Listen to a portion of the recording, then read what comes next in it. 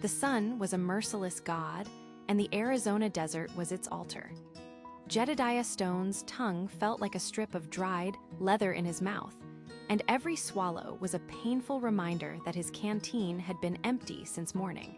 His horse, Dust Devil, a usually resilient Mustang, had taken its last shuddering breath an hour ago, its leg broken in a fall among the treacherous rocks. Now, Jed was truly alone, a solitary figure against a vast canvas of cracked earth and scorched rock, with only the shimmering heat waves for company. For 2 days, he had walked. The compass his father had given him was lost with his saddlebags, and the sun offered no comfort, only a relentless bearing he was no longer sure he trusted. The mesas in the distance looked like sleeping giants, indifferent to his plight. Every direction looked the same, a hostile expanse of sand, stone, and thorny scrub. Hope, much like the water in his canteen, had evaporated, leaving behind a gritty residue of despair. He clutched the worn stock of his Winchester rifle, its weight a familiar but hollow comfort. It couldn't shoot water into the ground or conjure a trail from thin air.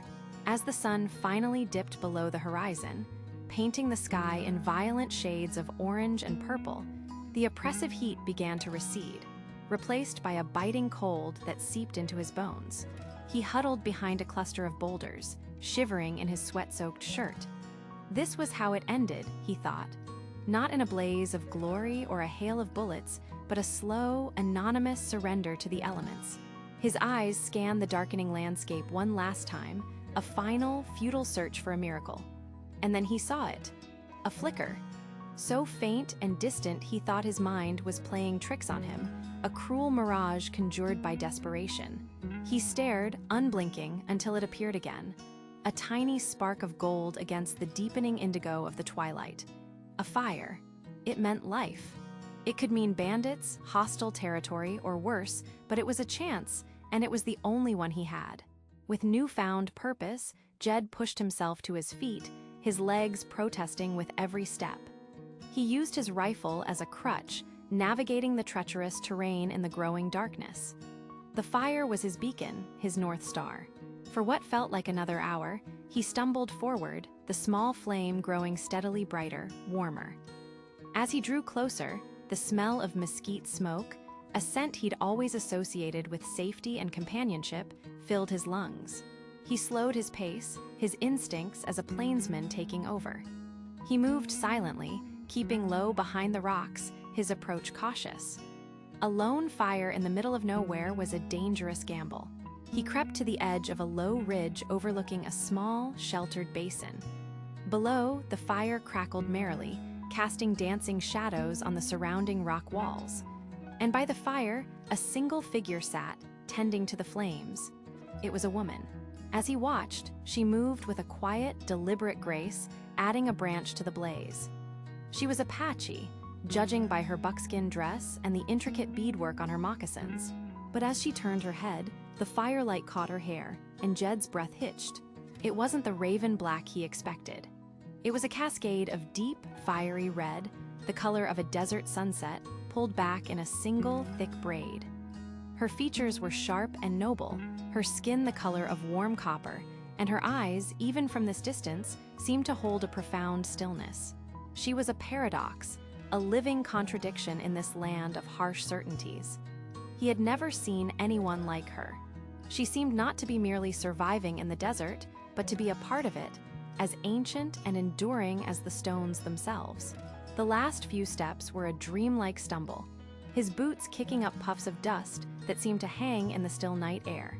Jedediah's shadow, long and skeletal in the flickering firelight, stretched out before him, touching the edge of the camp before he did. He collapsed more than arrived, his knees buckling, his hands thrown out to break his fall in the soft sand just beyond the ring of stones that contained the flames. The sound was a dull thud, barely enough to disturb the desert's profound silence. Yet she heard it. Her head, which had been bowed over a piece of wood she was methodically carving, lifted slowly. There was no startle in her movement, no alarm in her dark, assessing eyes. She simply looked at the broken man sprawled at the edge of her light, her expression as unreadable as the ancient rock formations that surrounded them.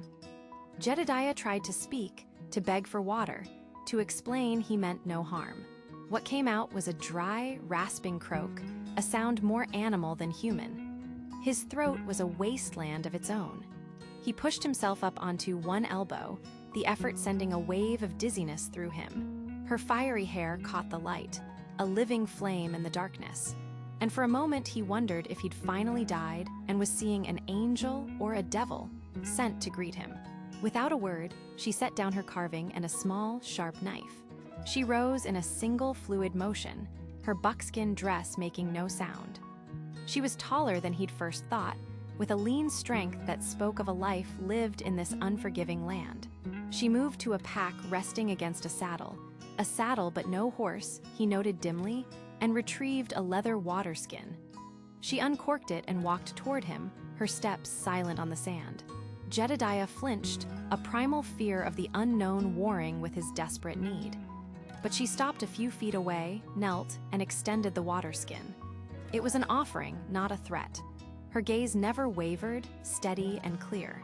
With a trembling hand, he took it. The leather was cool against his hot, cracked skin. He brought it to his lips and tilted, expecting a trickle, but received a generous flow of the most precious liquid he had ever tasted. It was cool and clean, with a faint, earthy taste of the clay pot it must have been stored in. He drank slowly, cautiously, knowing that too much too fast could kill him. Each swallow was a prayer answered, a spark of life rekindled in his dying body. When he could drink no more, he lowered the skin. He looked at her, his eyes trying to convey the gratitude his voice could not. She simply gave a slight, almost imperceptible nod, took the water skin back, and returned to her spot by the fire. The transaction was complete. She had judged him, and for now, he was allowed to live. The relief, combined with utter exhaustion, was too much. The world swam before his eyes, the dancing flames blurring into a smear of orange and yellow. His head grew heavy, and he surrendered to the darkness, collapsing back into the sand, his last conscious thought being of the impossible woman with hair like a desert sunset. He awoke to the smell of roasting meat and the warmth of a wool blanket draped over him. The fire was still burning steadily, but the moon was higher now, casting long, silver shadows across the canyon. He felt weak, but the crushing weight of dehydration had lifted. He was propped against his own saddlebags, which she must have retrieved. A few feet away, she sat tending to a small rabbit roasting on a spit. She had not acknowledged he was awake, yet he knew she was aware of his every breath. He watched her, this enigma in the heart of nowhere. Her movements were economical and precise. Her camp was sparse but perfect. Every item had its place, from the neatly coiled rope to a small bundle of dried herbs hanging from her saddle. A well-oiled rifle lay within arm's reach, a silent testament to her self-sufficiency.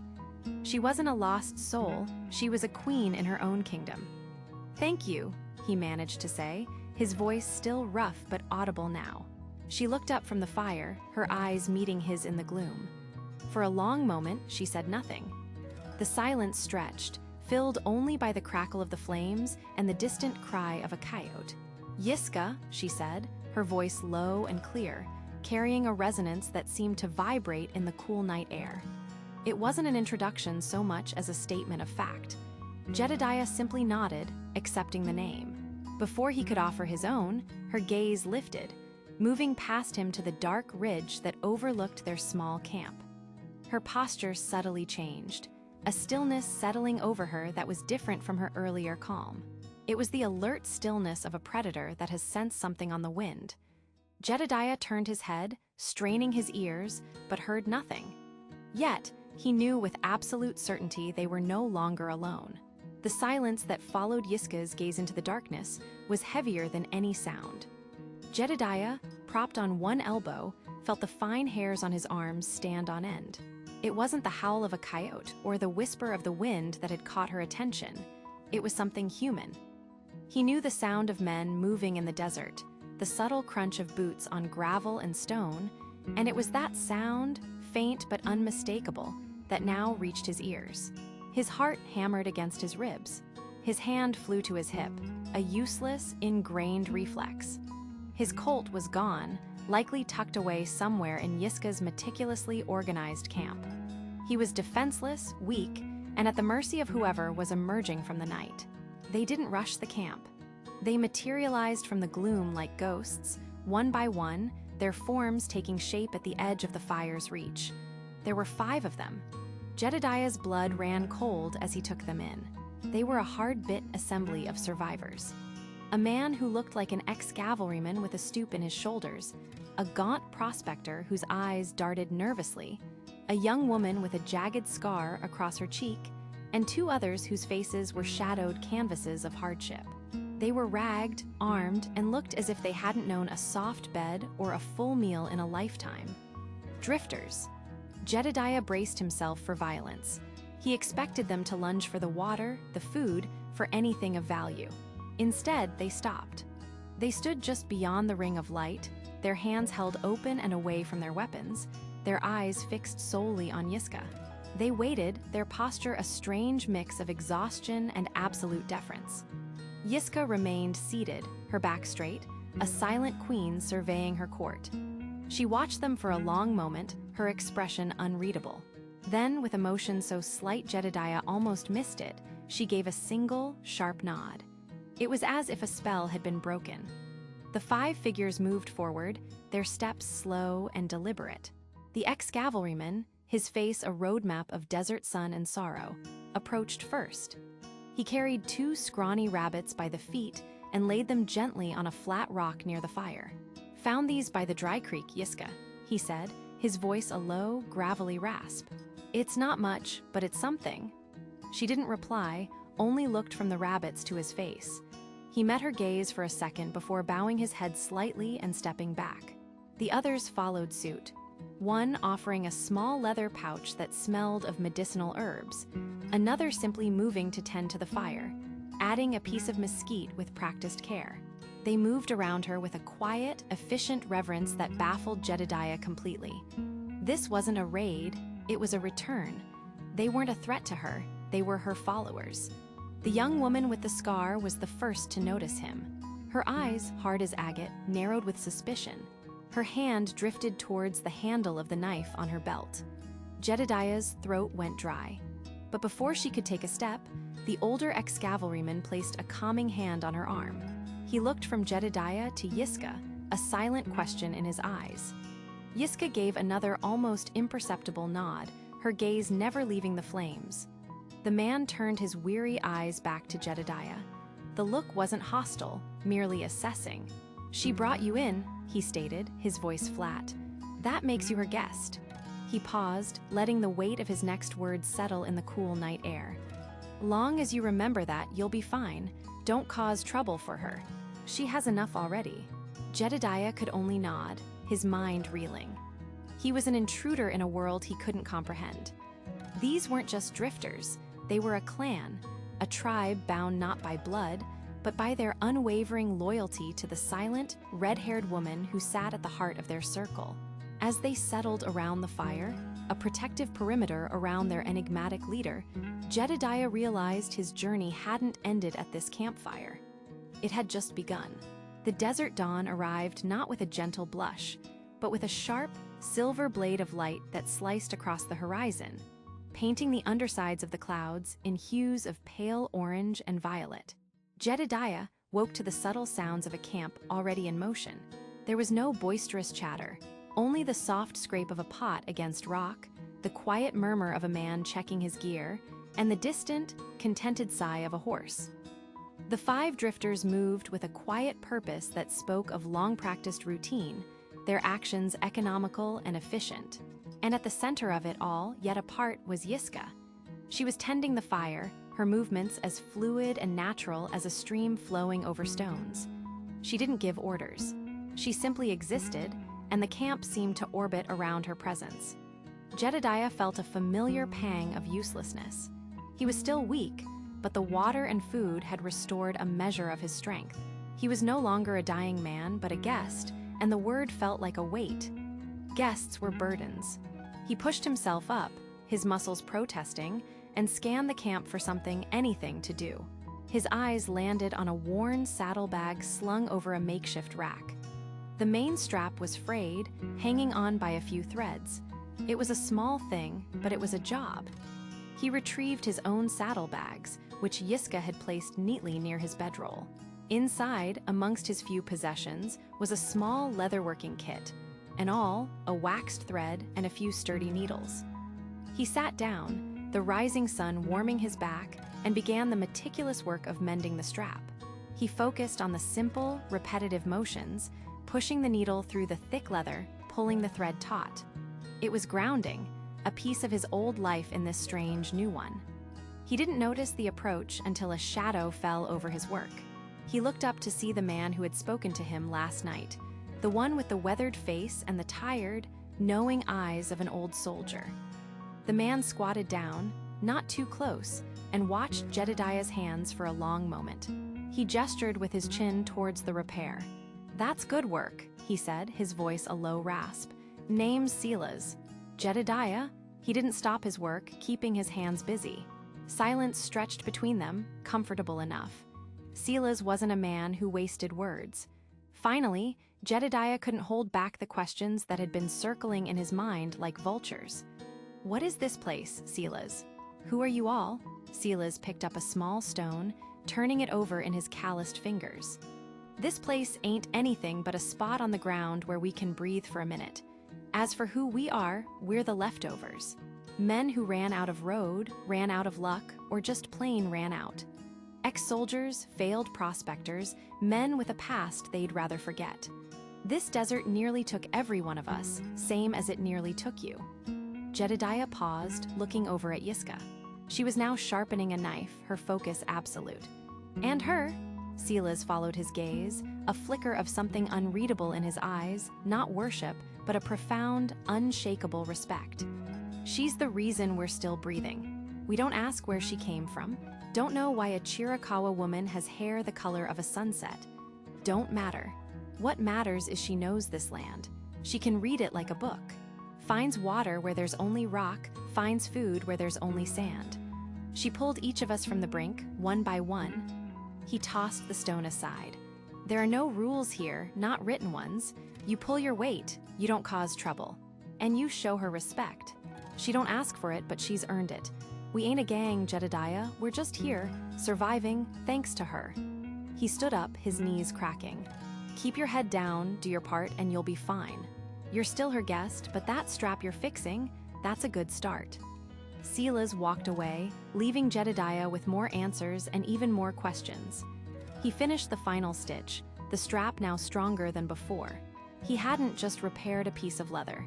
He had taken his first step away from being a burden. As he looked up, his eyes met Yiska's across the fire. For the briefest of moments, he thought he saw a flicker of acknowledgement, a silent nod of approval, before she turned back to her work. The sun was higher now, and the day, with all its brutal heat and uncertainty, had begun. The heat, once a mere fact of desert life, had become a predator. It stalked the small camp, leaching moisture from the air, the ground, and the very bodies of the men who huddled in the slivers of shade cast by the rock formations. For 3 days, the trickle from the small spring that fed their community had slowed to a damp stain on the rock, and now it was nothing but dust. A quiet anxiety, thick as the heat itself, settled over the camp. The usual low murmurs of men mending gear or playing cards had ceased, replaced by a tense, watchful silence. Jedediah felt it in the back of his throat, the familiar, metallic taste of thirst. He watched Yiska as she stood before the water barrels, her back straight and unyielding. She dipped a ladle into the first one, then the second. The hollow scrape of metal on dry wood echoed through the stillness. She didn't need to say a word. Every man there understood. They had less than a day's supply left for 50 men. She turned, her green eyes sweeping over the assembled group. There was no panic in her gaze, only a calm, unwavering resolve. With the tip of a stick, she began drawing in the hard-packed dirt. It was a map, crude but clear, showing their current location and a series of canyons snaking to the north. She tapped a spot 2 canyons over, a place she marked with a circle. Silas, standing near Jedediah, spoke in a low voice. Whispering Canyon. There's a deep well there, fed by an underground river. Never runs dry, but it's a 2-day walk straight through the Devil's Anvil. Hottest, most barren stretch in this territory. Yiska drew a straight line from their camp to the circle, the direct route. As the men began to gather their meager supplies, empty canteens, strips of dried meat, Jedediah felt a prickle of unease. He wasn't a desert native like Yiska, but he'd spent his life reading the land. He walked to the edge of the camp, his eyes scanning the ridgeline along Yiska's proposed path. The ground was rocky, but his gaze was trained to see what others missed. There, a faint scuff mark on a sandstone ledge, too deliberate for a coyote, a displaced pebble further on. And then, the faint but unmistakable sign of a shod horse, recent, heading in the same general direction. Not drifters. Drifters didn't have well-shod horses. This was something else. Prospectors, maybe. Or worse, a posse looking for strays from a different kind of herd. In the desert, strangers were rarely a good sign, especially when water was scarce. His heart hammered. To challenge Yiska's path was to challenge her authority, the very foundation of this group's survival. He was still the newcomer, the outsider she had saved. But to stay silent felt like a betrayal of the life she had given him. He approached Sila's, keeping his voice low. There's someone else out there, on her route. Shod horse, maybe 2 of them, heading toward the same canyon. Silas's weathered face tightened. He looked from Jedediah to the ridgeline, then back. He trusted the cowboy's eyes. You'd best tell her, he grunted. Jedediah took a breath and walked toward Yiska. She watched his approach, her expression unreadable. He stopped a respectful distance away, not wanting to crowd her. He didn't speak, but instead pointed toward the ridge. Tracks, he said, his voice raspy. A horse, fresh. Following that line. She looked where he pointed, her gaze sharp and analytical. For a long moment, she was still, processing his words. He expected dismissal, perhaps a silent rebuke for his audacity. Instead, she walked past him, her moccasins making no sound on the stones, and climbed a short way up the rocks for a better vantage point. She stared for a full minute, her body a tense silhouette against the blinding sun. When she returned, she looked directly at Jedediah. She picked up her stick, and without erasing the first line, drew a new one. A slightly longer, more circuitous route that went west before turning north, using a series of low-lying arroyos for cover. She tapped the new line, then looked at Jedediah and gave a single, sharp nod. It wasn't just agreement. It was acknowledgement. It was trust. A wave of relief so profound, it almost buckled his knees, washed over Jedediah. He had not only been heard, he had been understood. As the men adjusted their plans to the new route, Silas clapped him on the shoulder. "You're one of us now, son," he said, a rare smile cracking his face. Jedediah looked over at Yiska, who was already leading the way, a silent, indomitable figure moving toward the shimmering horizon. He fell into step behind her, no longer just a rescued man, but a part of the whole, his survival now intertwined with theirs. The new path was unforgiving. Jedediah had steered them away from the beaten track and into a jagged labyrinth of rock and sand that scraped at their boots and spirits. The sun was a hammer, beating down on the cracked earth, and the air was thick with a silence broken only by the rasp of labored breathing and the crunch of gravel. Yiska walked at the head of the column, her movements economical and certain, reading the terrain with an intensity that Jedediah recognized. She wasn't just walking, she was in a constant, silent conversation with the land. He walked a few paces behind her and to the side, his rifle held loosely in his hand, his eyes scanning the high ridges. The drifters followed, a line of weary figures bound by a shared desperation and their unwavering faith in the red-haired woman. Silas trudged near Jedediah, his face a mask of grim determination. "She knows this hellscape like the back of her hand," he muttered, more to himself than to Jedediah. "But even she can't stop the sky from falling." As if summoned by his words, the wind began to shift. It started as a whisper, a cool caress that offered a moment of false relief. Then it grew into a moan, kicking up dust devils that danced and died in the distance. Yiska stopped abruptly, her head tilted, sniffing the air like a doe sensing a predator. "Kask," she said, her voice sharp and clear, cutting through the rising howl of the wind. "Storm." She pointed towards a low-lying wall of rust-colored rock. "There, we move now." There was no debate. The men, their exhaustion momentarily forgotten, scrambled after her as the horizon dissolved into a swirling wall of sand. The world became a maelstrom of stinging grit and roaring wind. Visibility dropped to mere feet. Jedediah pulled his bandana over his nose and mouth, staying close to Yiska, becoming an anchor for the men behind him. She led them to a shallow overhang, a mere scar in the rock face, but it was enough. They huddled together, backs to the stone, as the full force of the sandstorm descended upon them. It was a physical assault, the wind trying to tear them from their meager shelter. Hours passed in a suffocating twilight. When the wind's fury finally abated, it left behind a world remade. Dunes had shifted, and the air was cold and clean. They were alive, but their meager rations of jerky were coated in sand, and the water in their canteens was dangerously low. As the last vestiges of the storm retreated, Jedediah's keen eyes caught a flicker of movement high on a distant bluff, silhouetted against the bruised purple of the twilight sky. A bighorn sheep, solitary and majestic.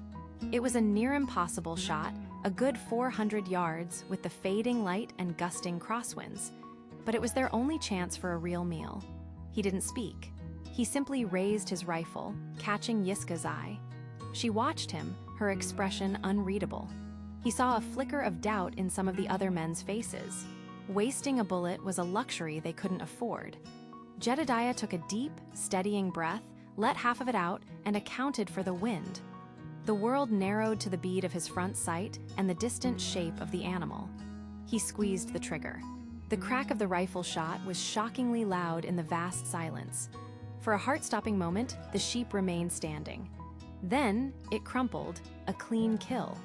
A collective sigh of relief went through the camp. It took two men nearly an hour to retrieve the animal, but when they returned, morale had been resurrected. That night, they feasted. The fire was small, built in the shelter of the rocks, its light casting dancing shadows on their faces. The smell of roasting meat was intoxicating. Yiska sat opposite Jedediah, tending to the cooking with practiced ease. When the meat was ready, she took the first piece, not for herself, but passed the sizzling cut to him on the tip of her knife. He met her gaze across the flames. No words were exchanged, but everything was said. He had found the threat, and she had found the shelter. He had provided the food, and she had provided the fire. It was a partnership, forged in the crucible of the desert, as raw and real as the land itself. Their journey was far from over, but for the first time, they were no longer just a leader and her followers. They were a single, resilient force against the wilderness. The entrance to Whispering Canyon was a narrow split in the rock, a gateway to the sanctuary Yiska had promised. As they filtered through, a collective sigh of relief rippled through the weary band of drifters. Before them, the canyon opened into a wide, sheltered basin. Cottonwood trees, vibrant green against the red rock, traced the path of a hidden stream that fed a clear, deep pool at the canyon's heart. It was a paradise carved from the desert's harshness, but the scent of wood smoke that drifted on the air was not their own. Near the precious water, another campfire burned, and around it sat a dozen rough-looking men, the strangers Jedediah had warned of. The drifters froze, hope turning to cold dread. The men by the fire had seen them, their hands moving instinctively toward their holstered pistols.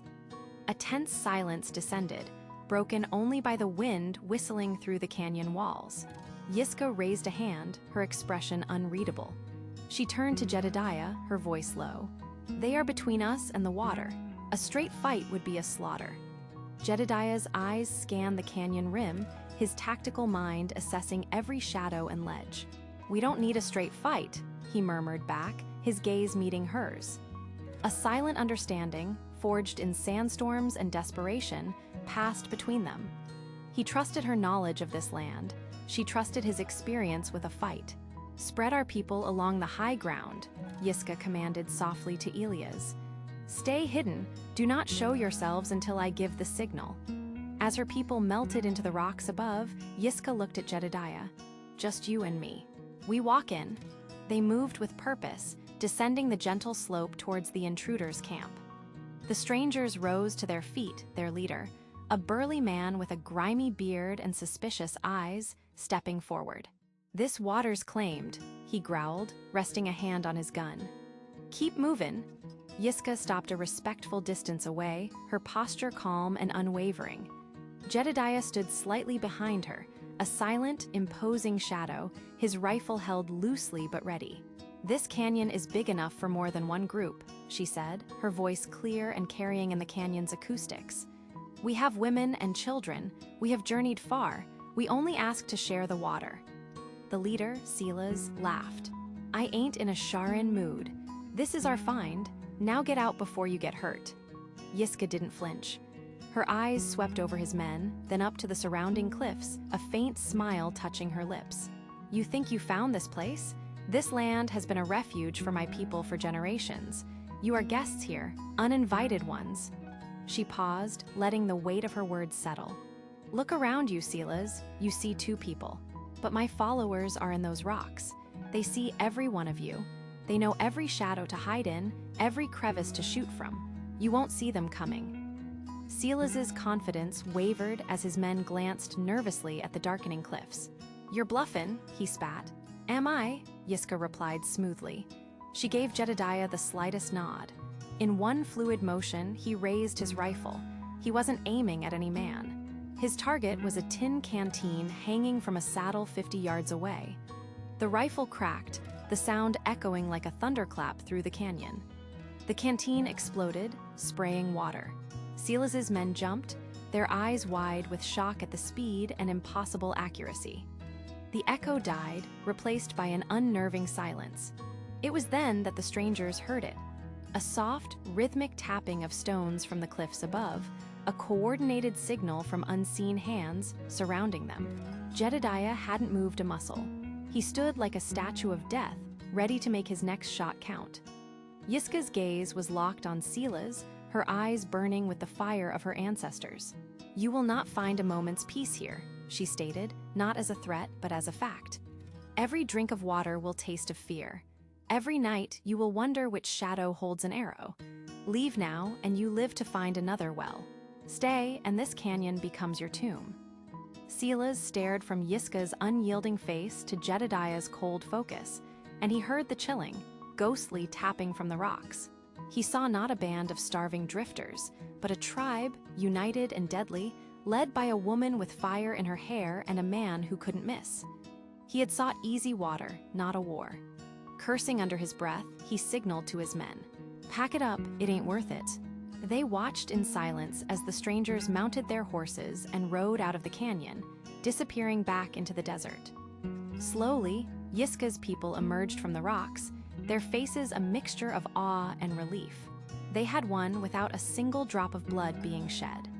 That evening, as a new and joyful fire blazed by the well, Jedediah found Yiska looking up at the stars. The community was safe, their future secured in this hidden oasis. He stood beside her, the comfortable silence stretching between them. "Your plan worked," he said finally. She turned to him, her striking eyes reflecting the firelight. "Our plan," she corrected softly. She reached out, her fingers gently touching the back of his hand. It was a simple gesture, yet it carried the weight of everything they had endured. It was an acknowledgement of their partnership, a bond stronger than any spoken word. He was no longer a lone cowboy, and she was no longer just the leader of the dispossessed. They were the heart of this new home, two disparate souls who had found their purpose together under the vast Arizona sky.